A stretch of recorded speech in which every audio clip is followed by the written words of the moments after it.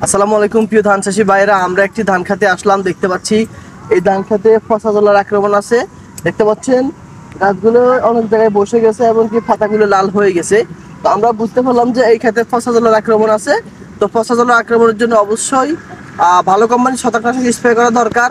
তো আমাদের কাছে আছে অরণ্য ক্রপকারের কেমিস্ট ক্রপকারের ক্যামোভিট এবং কি ফসাজিন, এখন আমাদের গ্রিন বাংলার ক্যামোজল এবং জিটাবো আছে। এই সমস্ত ভালো কোম্পানির ফসলগুলো আছে, এগুলো ব্যবহার করে ফেলবেন, আপনার ধান খেতের ফসা মুক্ত হবে ইনশাল্লাহ। তো দেখতে পাচ্ছেন আমরা একটু কয়েকটা পাতা দেখাই।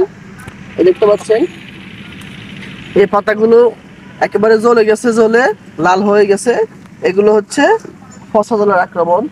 আরো গাছের অনেক খোল পড়া রোগও আছে।